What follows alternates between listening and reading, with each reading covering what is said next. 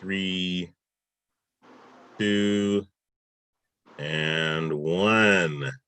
All right, I told you we would be back, and now we are back with Karen Mayo, who is going to talk to us today about roots of leadership. And I call it leading from the heart. And so you have, whatever you have on the outside as a leader, man, it does show when you're put in that position. But Karen is going to navigate us through that, and she has several points that she's going to make, and we're going to have just a full discussion on the roots of leadership. It's an awesome book, and you should go out and get it. As soon as you finish hearing this program, you should make your way to Amazon and purchase it, because it's going to be a great help, not just if you are in leadership on your job, just for even personal growth.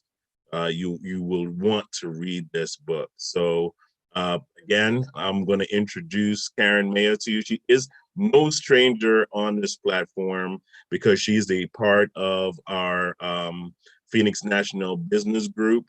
And so it's great to have her as a partner and as a friend on here. So we really appreciate you coming on, Karen. How are you? I'm good, Philip. How are you today? I am doing great. I'm doing great. I'm just excited to be able to have this discussion with you. And pretty soon our friend Oscar is going to be joining us. So I just wanted to let everybody be aware of that.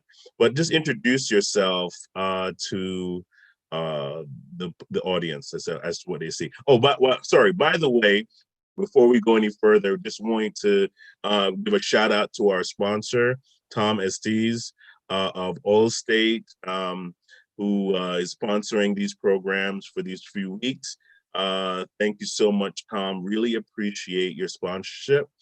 And, we look forward to working with you again in our future endeavors. So Karen, please introduce yourself again. Sure. Please. Sure. Yep. Hi, everyone. My name is Karen Mayo. Gosh, I wear so many hats, but firstly and foremost, I'm a child of God. And I'm a CEO. I started from the ground up. So I done it for the past since 2012. And I am double certified in corporate wellness. I'm the award-winning author of 2 books. So the first one obviously was Roots of Leadership, which we're going to discuss today. And then my first book was actually called Mindful Eating. So excited to be here today to discuss really an amazing topic for so many reasons, wellness, right? So when you envision wellness or financial wellness, what does it look like for you? People often think about wellness in terms of nutrition, exercise, weight management, but it's really so much more than that. According to the Mental Health Services Administration, wellness is being in good physical and mental health. These two are really linked. And if there's a problem in one area, it actually impacts the other. So they believe if you can still strive for wellness, even if you have an illness or if you are stressed. So wellness is a holistic integration of 8 measurements. And I like to call them measurements because you can start in the beginning wherever you are, right? And so you can start with physical, you can start with mental, financial, intellectual, spiritual, environmental, occupational, and emotional. And you can start exactly today. You don't necessarily have to start, 10 days from now, 2 weeks ago. You can start right now and measure. So the first one I would like to chat with you about is the actual emotional part, right? So understanding and respecting your feelings, your values, and your attitude. Appreciating the feelings of others. Managing your emotions in a constructive way, feeling positive and enthusiastic about your life. People with healthy emotion wellness feel confident. They're in control of their feelings and behaviors, and they can handle life's challenges.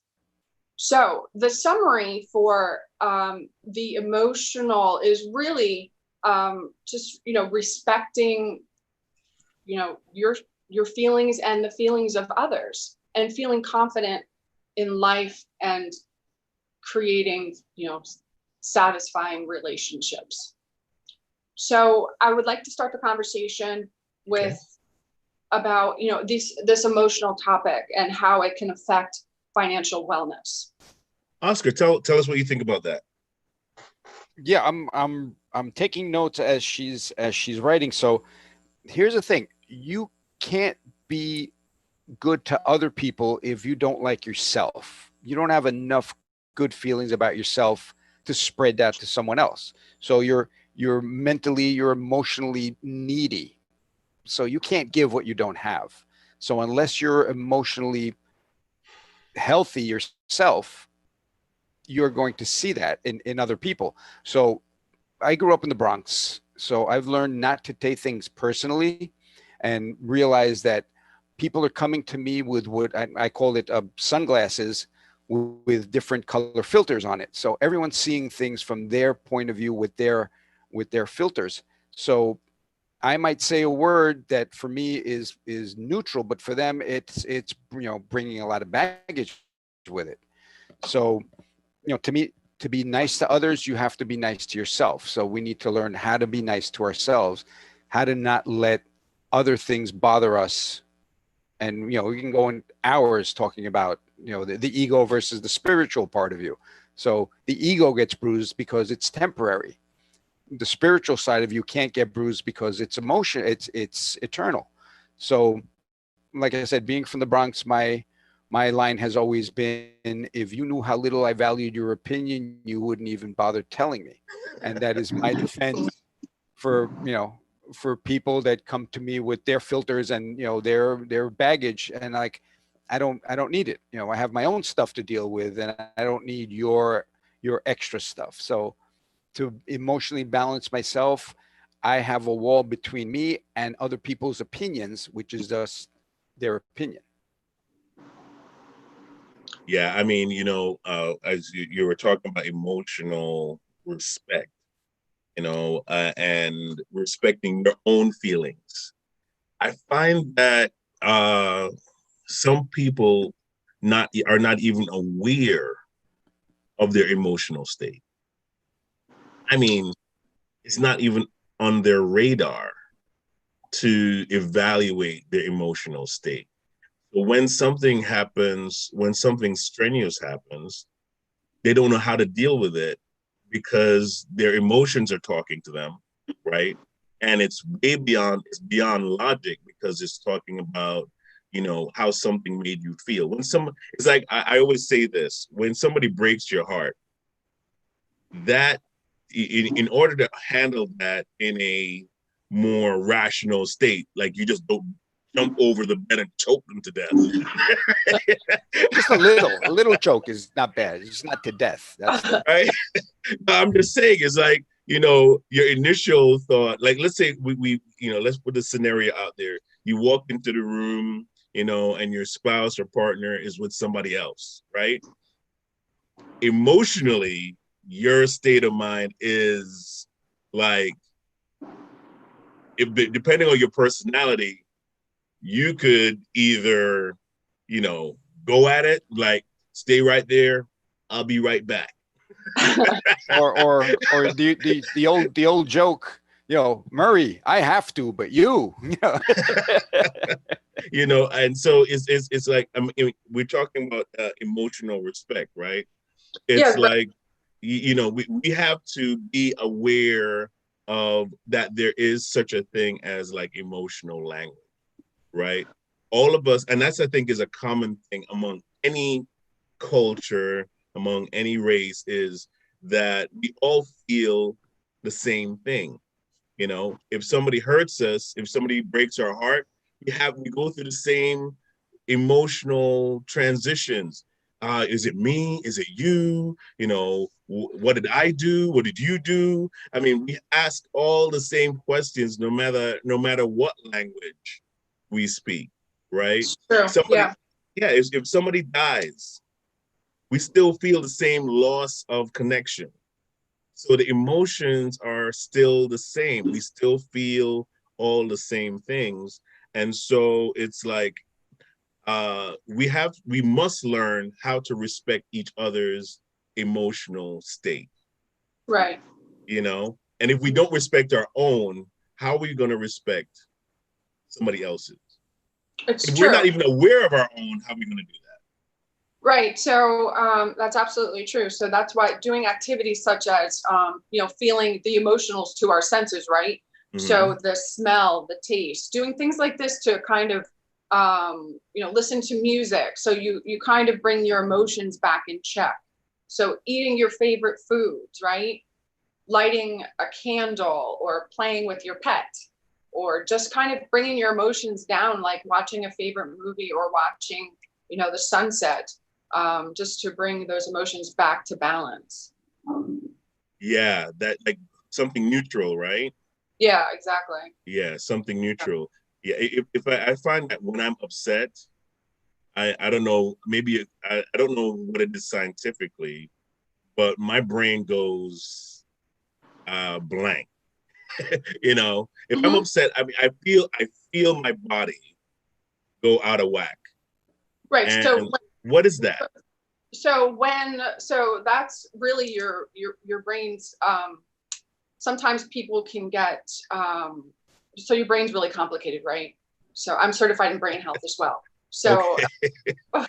but it happens to me. Sometimes you get stuck on a thought, and Hmm. you just, you play the same movie, or play the same thought over again. But and you just, at that point, you just got to go, okay, I'm having the same thoughts, but are these thoughts true? Hmm. And Right. most of the time, That's true. Yeah. they're not true. So I mean, that's why that getting that emotional mental health in check, will can provide the, especially when husband and wife or boyfriend girlfriend, whoever, they're fighting about money or finances, right? So taking that time to, just deep breathe and, check yourself into a different, sense, like the taste, the touch, the smell, um, and the sound. Mm. Who was it last week that said doubt your doubts? There was Doubt some your doubts. Yeah, right. That stuck that out to that you it, too, right? yeah, she just hit Yeah. on that. I'm like, why are you doubt your doubts? Like I don't think what why? How did I Well, get it's to this? almost like they're almost like automatic negative thoughts that we have, right, in Mm. our brain. So, but most of them are not true. So you can kind of talk yourself out of, or meaning you can have a conversation with yourself because you're already doing it anyway. But Hmm. are those thoughts true? And most of the time they're not. And if you were asking yourself, and they happen to be true, but what if, because you're talking to yourself, so what if you said to yourself, well, this really isn't true? How would I feel if this thought really wasn't true? Which most of the time it's not true. You're just having those doubts, you're having those negative thoughts. So What Yeah. Yeah. one I mean, really I was going to ask you this question though, Karen. Um, so how do you separate your the thoughts that are coming from like your insecurities? How do you filter that out? Because your insecurities can sometimes paint your perspective, they right? can. Hmm. Yeah, Yeah. and then it's like because because it's a familiar emotion. Like let's say you suffered from abandonment, right? Uh-huh. And so somebody says something or does something, and those undefined emotions of abandonment come right back into Right. your space, right? How do you? What are some of the things that people can do in that kind of a spectrum? Right. So those are more trigger thoughts and trigger points. But Mm-hmm. again, just asking yourself those questions, is this really true? And if it is, then you have to, peel back the layers of the onion and try and, what if it wasn't true? What if this was not true? So that abandonment issue. Okay, so that is true, right? So that happened. So at that point, I would hope that that person had gone through some therapy, so they had those resources to fall back on. But they can, those things definitely can be triggering, and that's more of having to go see your therapist, and those are serious. It's serious. Yeah, very serious. One thing that this is bringing up a whole bunch of, and I've done a lot of reading and a lot of watching things. So what you've brought up is basically what Bob Proctor says and Bruce Lipton says. Bruce Lipton says we're running programs all the time. It's a program. And then in the Bob Proctor, I learned that program was put in our head when we were 7 years old. Yeah. So by the time you're 7, your personality, your thoughts about money, life, everything is programmed, and you run the rest of your life, if you don't know that part, on that 7-year-old's view of the world. So don't touch, don't break anything, don't talk to strangers, all of these things you're taught by 7. Money doesn't grow on trees. All of these things are set, and that but those are right. But those, you can unprogram those thoughts. Right. If you know about them. A lot of people are unconscious of the fact that they're running their whole life from a 7-year-old's point of view. Wow. Right. So, but if that's why when you join my program, I can help you with that. When you join see that little lead in there for you? Thank you. I love that. Okay. That's great. It's like when you join my program, We're going to move on to our next measurement, right? Yeah, absolutely. Okay, so our next measurement is our physical measurement. So, caring for our body and staying healthy. Now and in the future, is important. And also getting sleep. And most likely, the way your body looks and performs and feels when you have all of this adequate sleep, you have healthy nutrition, you have movement activity, you'll feel better about yourself, your performance, and the way your body looks in your clothes. And when you're exercising, your body releases a chemical called endorphins, which are amazing. That runner's high when you hit that wall and go past it. I don't know. I don't run, but that's what I've heard. Oh my God, endorphins. Yeah, no, endorphins can be like exercising. It doesn't have to be running, but because I don't run, I'm not a runner, but I like riding the bike and doing yoga. But it reduces stress, it reduces anxiety, it improves your self-esteem, along with your sleep and other benefits. So exercise is really, really important. I know everyone knows that, but still it's good to hear. And it's also good to start today. So you can measure it today by just doing baby steps, by doing something. You can do walking and also, bike riding, jumping rope, just whatever you can do. And you don't necessarily have to be like someone who works out in the morning, someone who works out in the afternoon. I say, do it when you can, when you have time, but do it. So that's really the my summary is recognizing the need for your physical activity, healthy foods, and sleep. And that is my measurement for physical. And how do you measure up? So tell me how you fit in there. And I'd like to just start the discussion around that. Well, go ahead, Oscar. I have a question. But a lot of people are like, well, I don't have time to go to the gym. It's like there are body weight exercises that you can do at home. All you need is like a 6 foot by 6 foot area, and you can do that exercise that was developed by the devil called burpees. That is a full body torture. It is. And you knock out 10 burpees and you're good. I think you're good for the day after that. So it's not like, okay, I got to go to the gym, I got to go work out on weights, like just normal body weight exercises like we used to do in school. Calisthenics was what we did in school. We didn't have a Gym. Jumping jacks, jumping rope. You can do push-ups. You can do sit-ups. I mean, those things. Put your feet underneath the couch. So you can kind of hold yourself up. If you have kids are great for partnering up with as a partner. Planks. You don't have to move at all. Just do a plank. I had a question about the chicken or the egg. Chicken or the egg. Again, right? Okay. So we as we were talking about emotional state, right? Being aware of that, respecting your own personal emotional state and your physical wellness. Now, what comes first? Or does it, I'm sure it probably works in tandem, but if you're emotionally unhealthy, that affects your physical state. It does. The two are linked. Absolutely. And if you are physically healthy, then if you're physically unhealthy, that can also affect your emotional state. Yes. Right. So how does that work as far as what would you say, which one comes first per se? Right. Are both very important, like you just to work together?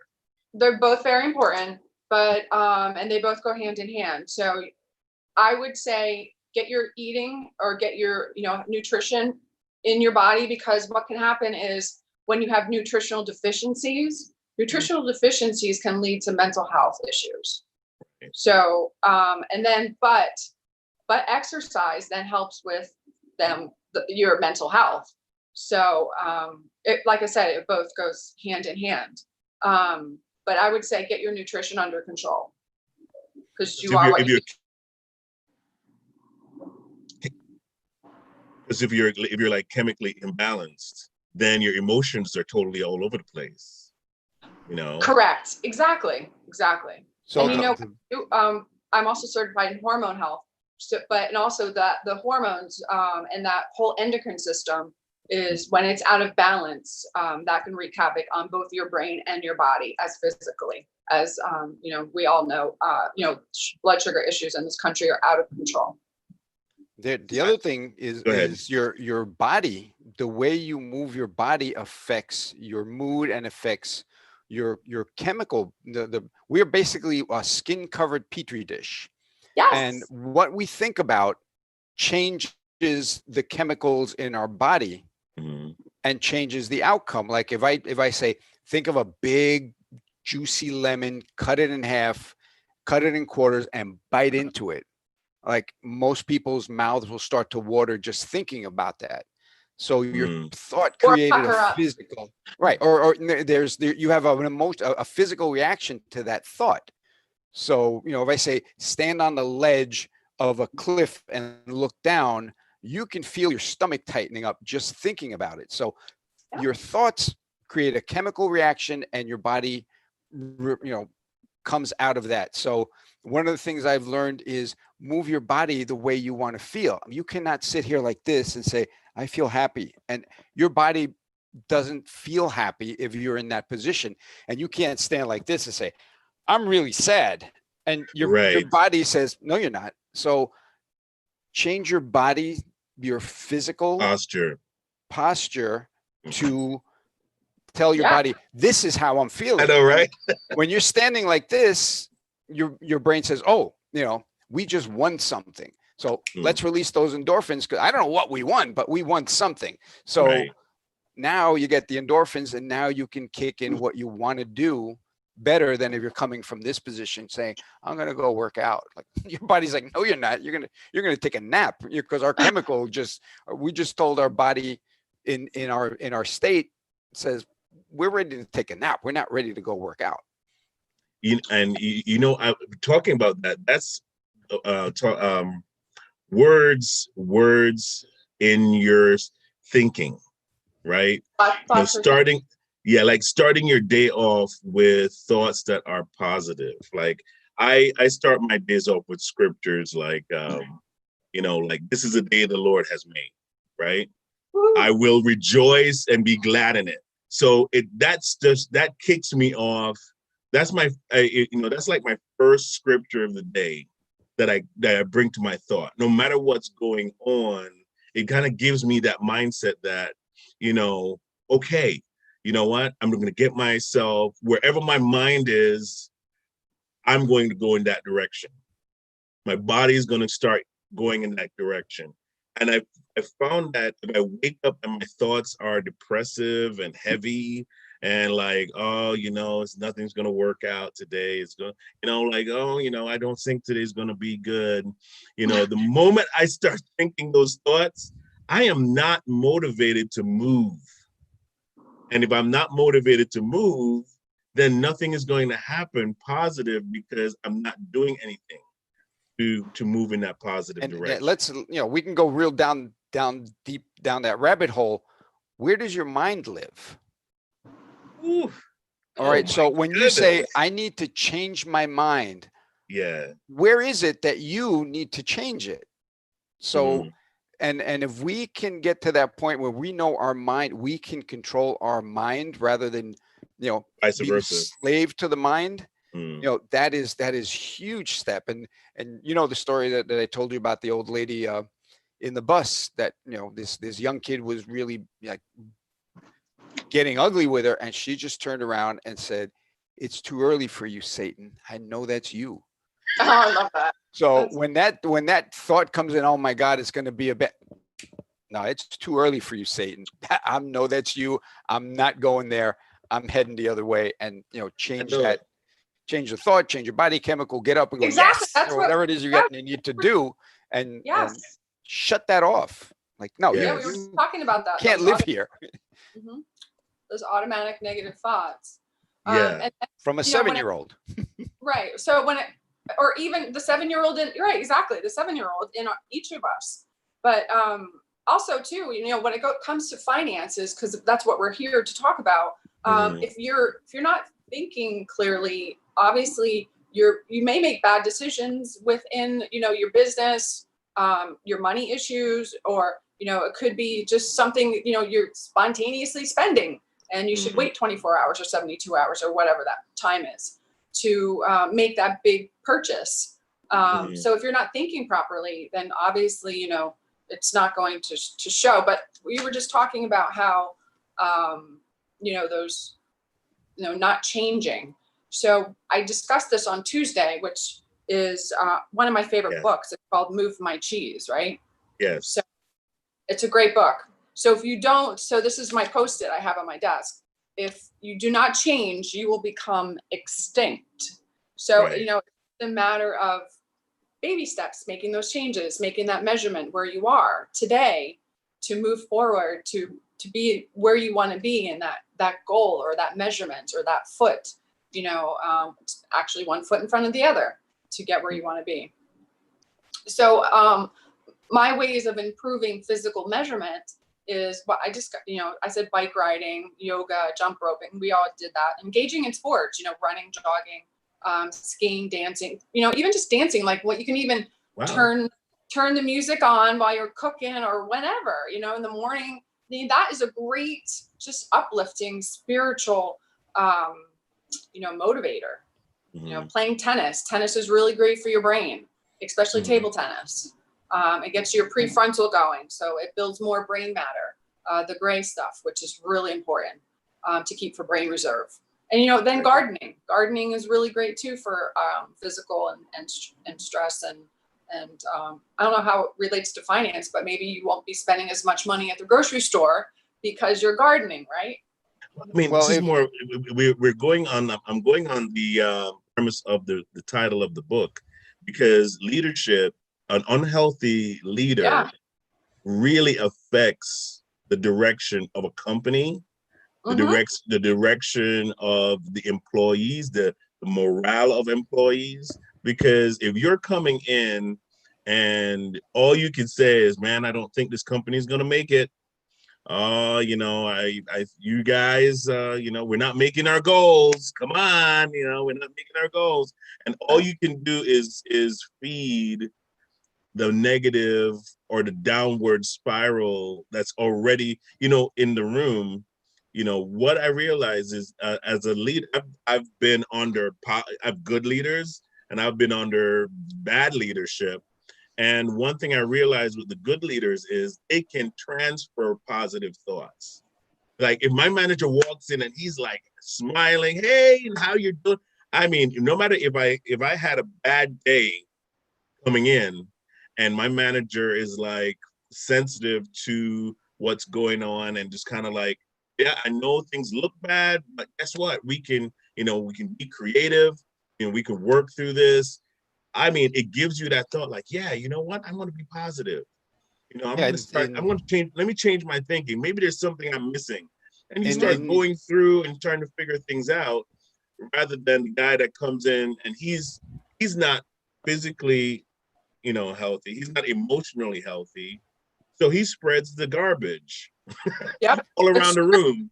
like You they know, say and like they say in yeah, Sicily, the fish rots from the head down. So Right. if you got a bad leader, there's nothing, the people underneath that leader are not going to be the ones bringing that up. If you're looking up and saying, oh man, this is going to be a bad day, right. it's going to trickle down to everybody and make that day and Even self-fulfilling worse. prophecy. It will be a bad day. Yeah. You know Go what? ahead.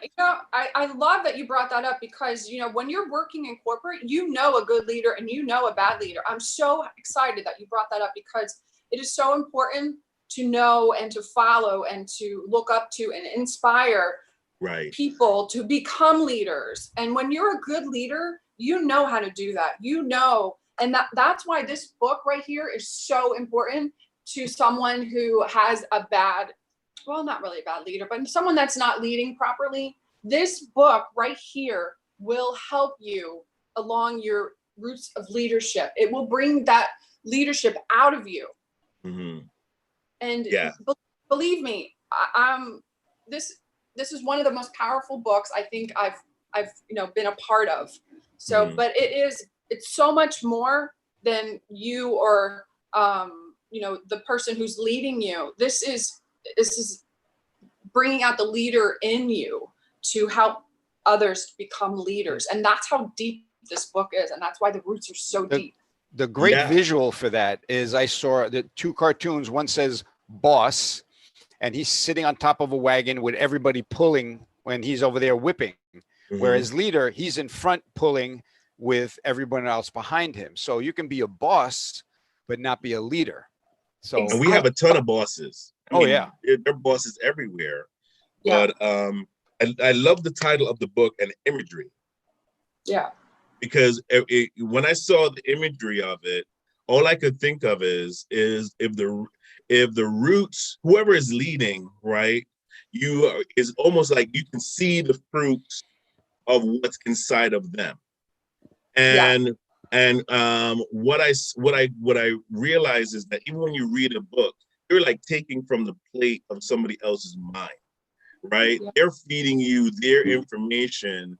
And if somebody is giving you a platform to say, well, these are the inward things you need to deal with to be a good leader, to motivate people, because you're not a leader if nobody's following you. Right. Right? That's the first principle of leadership is if you're you have a to have leader, someone following. I You're mean, a loner. if you're just kind of following what everybody else is doing, and you're really not the leader in the room, somebody else is, right? But if you're the leader, I mean, because you have the title doesn't make you the leader. Correct. If you are the leader in the room, then people are looking at you for not just physical leadership, they're looking at you for emotional leadership, It's a package. how to perspective, right? Because not everybody can lead themselves in perspective, right? So when you say you're the leader in the room, people look at you and go, so where are we going? Left, right? What are we doing? Come on, boss. Come on, help me out here. I think that's the difference between a boss and a leader.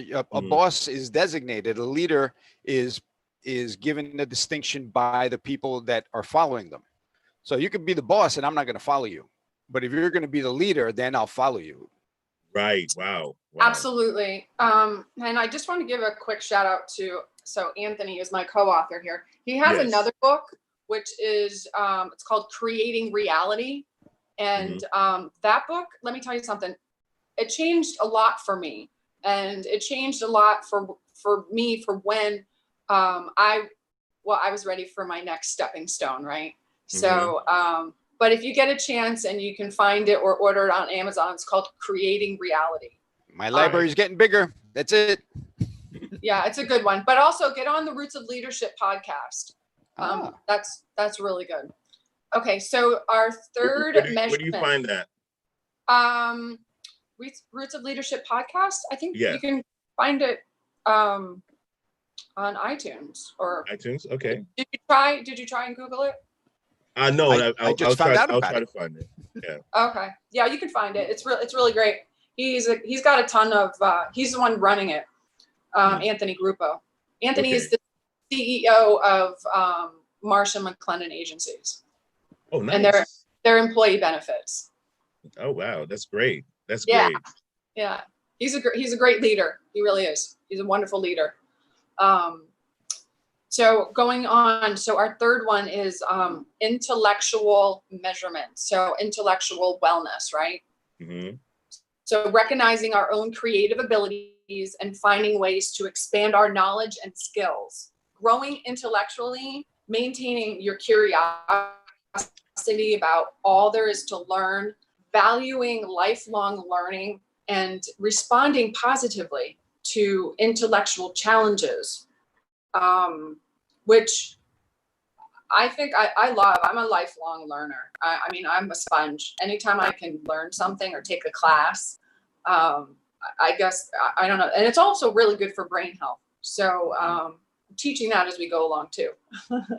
But, and I guess the summary for that is really just being creative and stimulating your mental health and mental activities. So, you know, conversation around that, I mean, we'd probably be here all day, but just, you know, the mental health is so important. And, you know, with Alzheimer's and everything else, you know, becoming such a, you know, there's still no cure. And it's, you know, starting earlier and earlier, people are getting it. And if you have a history of it in your family, you have a 50% chance of getting it. So that's why intellectual wellness is so important. And, you know, again, learning something new. And you're talking about, and you're a brain person, talking about brain plasticity. Your brain is not set in stone. The more you learn, the more connections are made, the healthier and younger your brain gets. Yes. So, you know, and yeah, even mine, believe it or not, it's actually working. And I can't believe that. Yeah, it's hard to believe it. I'm getting there. All right. I'm getting this. Nice. And I always have, when I have downtime, when I'm outside with the chickens or in the garden or something, I always have a book in my ear. So I have Audible books, and there is no downtime that my brain isn't learning something new and just flatlining. I had a relative who worked from 4 a.m. till 7 p.m. and finally retired. Like, that's it. I'm going to retire now. Years he passed away because his brain literally died. He had nothing. I'm saying he had nothing to live for, because he had a purpose, and he was constantly working and learning, and it was a trade that, you know, wasn't static. So he was always, and now you sit on the lazy boy. You realize it's called a lazy boy chair, not a productive man chair. It's a lazy boy. And you watch TV and you just watch your brain flatline, and your body says, okay, we're ready to die now. And because your brain is shut off. So that brain health, and always keeping, even shower time. I have a waterproof speaker that I hang up on the shower curtain, and I'll listen to 20 minutes of a book. I don't let my brain have a downtime. That's good. That's really good. And, you know, the top CEOs and professionals all around the world, they read books. They read about 60 books a year. Yep. Is the average of a top CEO. Yep. Top CEO. Yeah. Yeah. Wow. So I'm getting there. I'm getting there, Phil. Incredible. That's incredible. Yeah, because you know what? I like to do the Audible. I have like a lot of Audible books. and my subject line is widespread. I mean, I listen to every single kind of genre you could think about, and but especially around history. I mean, I Good. love those historical books, and yeah, I totally agree with you on that. Yeah. Before I mean, we're midway through our program, but I just wanted to give a quick shout out to Tom Estes of Allstate. He's one of our sponsors for these programs that we've been running, and you could reach him at 973-376-8914. Give him a call if you would like to get an estimate on your car insurance, home insurance. And I've been with Tom for years, so please support and give him a call today. All right, so what's the next one? What's the next one that we have, Karen? Okay, so but just let me give you some tips. So Mhm. the learning a new language is really good for your brain health, and it gives you, learning new ideas. Build a library of resources like classes that you can learn from. A language. A language is really good. Learning the piano. Oh, nice. Yeah. So learning dance, dance steps, ballroom dancing. The hand-eye coordination is Mhm. really, really great. Okay, so our next one is social wellness. So maintaining healthy relationships, enjoy being with other people, developing friendships, your intimate relationships, your family, your loved ones, and contribute to the well-being of others and let others care about you, right? So that's a social wellness measurement, and then also contributing to your community. And I think that really the summary behind that is just developing a meaningful sense of connection, belonging, and having a well-developed support system. So the conversation for that, I think starts somewhere, where we've all been inside for the past, 4 months now. And, getting back out, it's, kind of a little difficult. Not that it's difficult to socialize, but, we have to stay that 6 feet apart, and, the masks on. So it's kind of a little hard to, communicate with people, but, I think everyone's doing the best they can. Mhm. But it's just developing new friendships, and calling someone on the telephone or writing someone a letter. I mean, that's probably a really great idea as well, as nurturing that relationship. You know what I think is also important too, because of how as humans we are healthier when it comes to having somebody that we connect with, right? Not just like just a physical connection, but somebody you can have a conversation with. Sometimes we need to take that break and ease of mind, and just kind of come to a place where we can clear our thoughts. Some people clear their thoughts in having conversation, but what I find is that even just having somebody to kind of like touch, like you can, because you know what they say about babies that don't get touched within a few weeks, they die, right? And so touch is a part of our communication mechanism. We're you know pack some animals. yeah, so we sometimes we just need that little affirmation that, yeah, everything's going to be okay. Then Yeah. you sanitize your hands. Yeah. Jump in the shower. Okay, they touch me. And a lot of people are feeling the distance thing by not being able to hug people that they know they love, and there Right. are huggers in this world that's like, I'm missing that Yeah. connection. This Facebook thing is cool, and Zoom is nice, but there is not that physical contact, and that's playing big.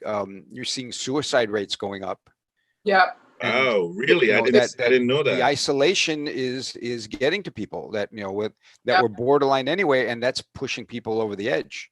Yeah, Absolutely. exactly. So I think we need to kind of as we kind of like try to figure this, platform out.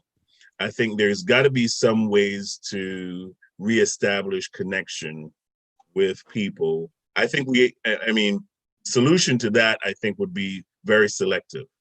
Like, you really got to kind of like filter through in your mind, if I'm going to, invite somebody over, you know, how important is it that, what are some of the procedures to kind of follow for that? Because we do need that interconnection, and it's important. It's important to our mental health. And I think that's why people are just kind of like going crazy. And, I think it's crazy that we're going out there and just jumping into crowds of people without masks on, Right. and I mean, yeah, I It's know we true. were desperate for connection, but really, Yeah, no, it's true. It's really true. yeah, Um, so go ahead. Even just, sending, like I said, sending a letter, or even texting our loved ones is, or people, even as a leader, someone that a lot of top leaders, they do a lot of handwritten notes. So, Mhm. and when you get a handwritten note, or when you get something in the mail, it's almost like you're getting a gift, right? So Right. no one does that anymore. So sending out handwritten notes is so important. It actually, makes you stand out, from other people. Yeah, that is such an excellent point.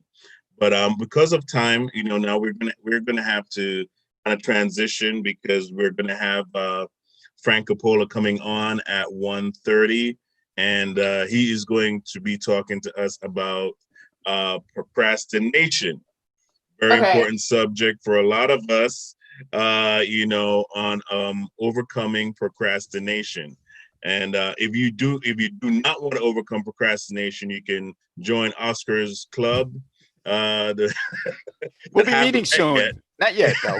coming soon, you know. But yeah, we're going to be talking about that next. Um, and so, if you would like to order Karen's book, you can go to karenmayo.net, or you can go on Amazon and you can find it there too. Yeah. But if And you'd that's like to plural. know It's more, books. yeah, books, exactly. If you would like to know more about what Karen does, you could go to her website. And I believe there's a way that they could reach out to you through your website as well, right, Karen? Yeah. You can reach me, Karen at karenmayo.net. Yeah. Oh, right. Exactly. I mean, that's we also have that on the banner. So yeah, you Karen at karenmayo.net, or you see her email on the banner.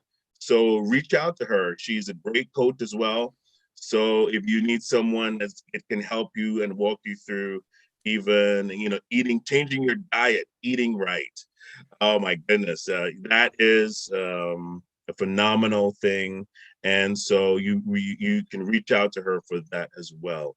So guys, make use of the resource that you have. You see their books on there, Mindful Eating and the Roots of Leadership. You want to get those books today. If you want more information, because we didn't even get a chance to go through everything, right, Karen? No, we have three more: spiritual, occupational, and then our financial. Yeah, That's going to be the exactly. next So segment.